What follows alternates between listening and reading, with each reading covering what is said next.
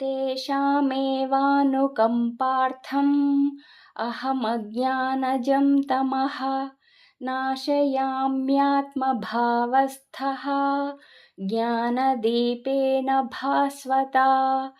अर्जुन उवाच परं ब्रह्म परं धाम पवित्रं परमं भवान् पुरुषं शाश्वतं दिव्यम् आदिदेवमजं विभुम् आहुस्त्वां ऋषयः सर्वे देवर्षिर्नारदस्तथा असितो देवलो व्यासः स्वयं चैव ब्रवीषि मे।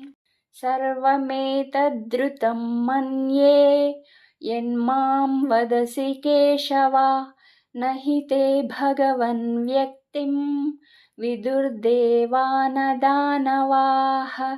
स्वयमेवात्मनात्मानं वेत्थत्वं पुरुषोत्तम भूतभावनभूतेश देवदेव जगत्पते।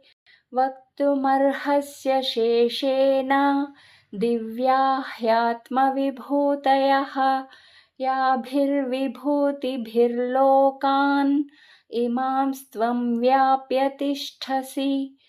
कथं विद्यामहं योगिन् त्वां सदा परिचिन्तयन् केषु केषु च भावेषु चिन्त्योऽसि भगवन्मया।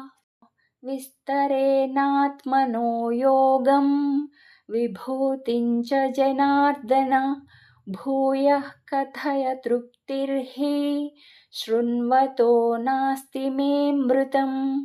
श्रीभगवान् उवाच हन्त ते कथयिष्यामि दिव्या ह्यात्मविभूतयः प्राधान्यतः कुरु श्रेष्ठ नास्त्यं तो विस्तरस्य मे। अहमात्मा गुडाकेश सर्वभूताशयस्थितः अहमादिश्च मध्यं च भूतानामन्त एव च।